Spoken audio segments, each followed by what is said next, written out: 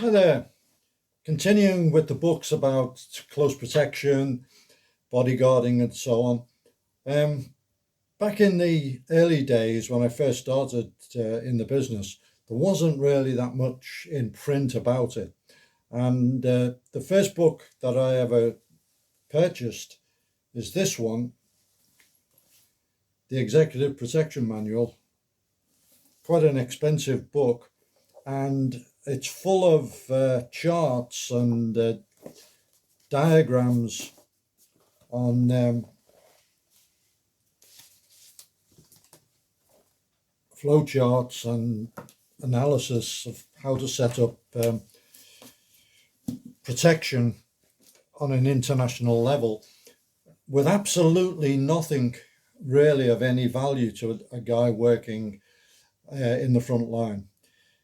And for a long time, that was the case.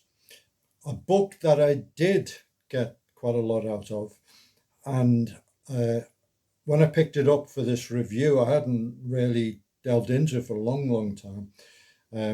I got quite a bit from it when I first read it, but looking back now, I realise what a really good book it was, and it's still a good resource. And it's this one,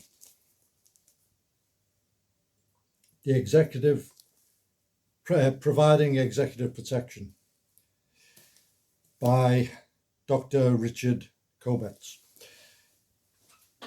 This book, it was written before 9/11. Which was obviously a big watershed in anything to do with the security world. But it's still relevant because it focuses on the world of American corporate executive protection, which is a very distinct niche. And unless you really know how to operate in that area, and I haven't done a great deal in that, but I have worked for large American corporations, aerospace corporations. Um, it's one which it's possible to, you know, really become a bit of a liability unless you know the ropes. There's a lot of material in this book, and it's written by numerous different people, instructors and experts who contribute to different sections. I'll just very cursorily skate over the contents. Chapter on theory of defensive combat, unarmed combat, third party defense. Executive transportation the right way. Then there's a section on handguns, the primary weapon of the security specialist. This is written by Craig Fox Huber, who is quite a well-known authority in the area with fairly unique skill set at the time. Great section on driving by Anthony Scotti. Now, the Scotti school was regarded in the private security world as being really the place to learn to drive. Then you go into things like the media, psychological factors, being prepared, intelligence gathering. Then there's a whole part on protective operations, and there's one called Mission Moscow, which is about working in the former Soviet Union, which really is good. It's kind of a template for how to do it and the problems. Advanced work, obviously, very important. And another great one is corporate aircraft security. Working from the fixed bases and providing protection in and around private / corporate jets. Then there's long guns again by Craig Fox Huber. And another great section is professional dress for the female personal protection specialist. Dress, attire, and equipment is an ongoing and very important subject, particularly in the corporate world. And there's people who've been fired from a contract for wearing the wrong type of suit. So it's regarded as important because the whole thing about Close protection is fitting in.